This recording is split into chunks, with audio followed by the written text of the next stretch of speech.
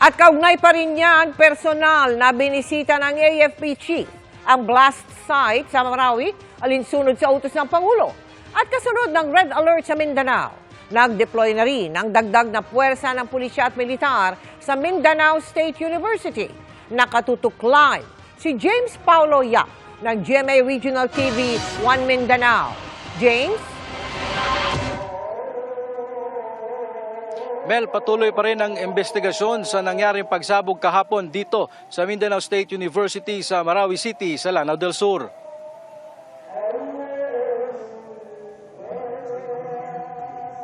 The perpetrators of this terroristic attack will be brought to justice. No? Habulin po natin sila.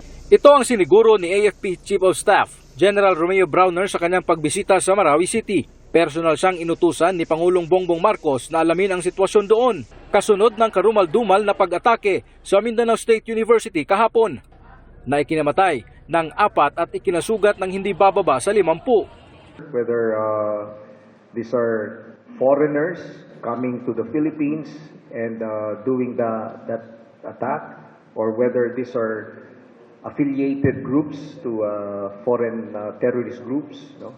Or even foreign directed. No? So we're looking at everything. No? We cannot be conclusive at this time.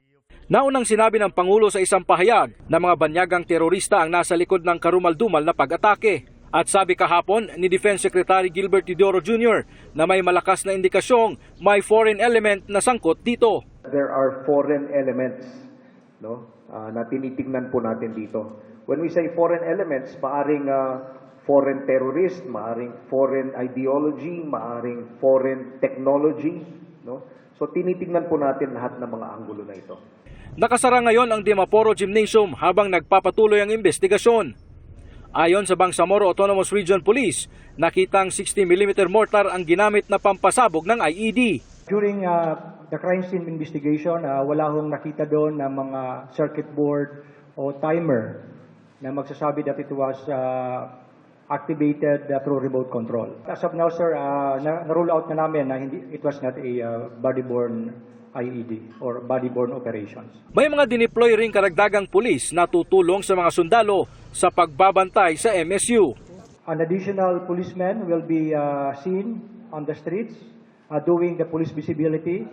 It means an intensified conduct of the checkpoint operations and other anti-criminality operations.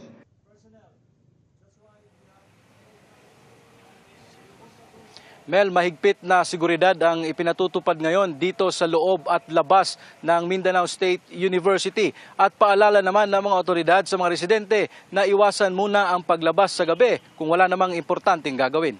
Mel? Maraming salamat sa iyo, James Paulo Yap ng GMA Regional TV 1 Mindanao.